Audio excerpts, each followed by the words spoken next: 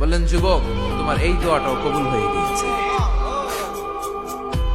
আহমদ ইবনে হাম্বলের দেখা সাক্ষাৎ পাওয়ার জন্য আহমদ ইবনে হাম্বলের বাড়িতে তোমার যাওয়ার দরকার নেই। আহমদ ইবনে হাম্বল তোমার দরবারে ছুটে এসেছে। আনা আহমদ ইবনে হাম্বল মুহাদ্দিসুদ দাহর, আমি নিজেই আহমদ ইবনে হাম্বল। যুবক চোখের পানি ছেড়ে দেয়, আহমদ ইবনে হাম্বল চোখের পানি ছেড়ে দেয়।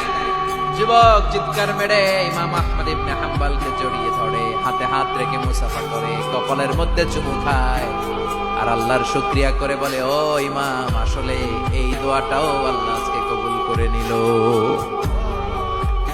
বিশ্বাস হয়? সবসময় ইস্তেগফার করলে আপনার দোয়াগুলোর এইভাবে কবুল করে নিবে কে? এই পাঁচটা জিনিস পাবেন সবসময় যদি ইস্তেগফারের সাথে লেগে থাকেন। রাজি আছেন তো? এজন্য বিশ্বনবী সব সময় নামাজে সালাম ফেরানোর পরে পড়তেন আস্তাগফিরুল্লাহ। কি পড়তেন? 3 বার পড়তেন আস্তাগফিরুল্লাহ, আস্তাগফিরুল্লাহ, আস্তাগফিরুল্লাহ। পড়তে রাজি আছেন? ইস্তেগফারের অনেকগুলো আলফাজ আছে, সবচেয়ে ছোট ইস্তেগফার হচ্ছে এটা, আস্তাগফিরুল্লাহ, আস্তাগফিরুল্লাহ। আরো আছে আস্তাগফিরুল্লাহ আল্লাযী লা ইলাহা ইল্লা হুয়াল হাইয়ুল কাইয়্যুম ওয়া আতুবু ইলাইহি। বিশ্বনবী বলেন, এই ইস্তেগফারটা যদি কেউ পড়ে, আত-তাওয়াল্লি মিন ইয়াউমিজ যাহাফ, যুদ্ধের ময়দান থেকে পালিয়ে আসা কবিরা গুনাহ। কি গুনাহ? কাফেরদের সাথে যুদ্ধ। আমি তাগড়া যুবক, তলোয়ার নিয়ে নেমেছি, আমার দেহের 1 ফোঁটা রক্ত থাকা পর্যন্ত আমি যুদ্ধ চালিয়ে যাব, আমি ফিরে আসতে পারবো না। আইনটা কার? ফিরে আসলে কবিরা গুনাহ। বিশ্বনবী বলেন, যুদ্ধের ময়দান থেকে ফিরে এসেছে এরকম কবিরা গুনাহ অবলম্বন কাটিয়ে যদি আস্তাগফিরুল্লাহ আল্লাযী লা ইলাহা ইল্লা হুয়াল হাইয়ুল কাইয়্যুম ওয়া আতুবু ইলাইহি পড়ে, ওই কবিরা গুনাহকারীকেও ক্ষমা করে দিবে কে? পড়তে রাজি আছেন তো? আবার সাইয়েদনা আবু বকর বললেন, ইয়া রাসূলুল্লাহ আল্লিমনি দুআআন আদউ বিহি ফি সালাতি, এমন দোয়া আপনি আমারে শিক্ষা দেন যে এই দোয়াটা আমি নামাজে পড়তে পারি।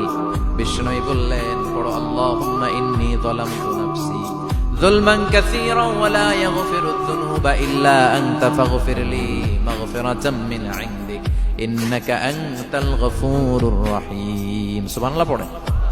এটাও ইস্তেগফার। আমরা এটার বলি দোয়া মাসুরা। সালাম ফেরানোর আগে পড়ি না? যেখানেই ক্ষমা চাওয়ার কথা আছে ওইটারই কি বলে? ইস্তেগফার। আল্লাহুম্মা ইন্নী যালামতু নাফসি, আল্লাহ জুলুম করেছি, যুলমান কাসীরা, অনেক জুলুম।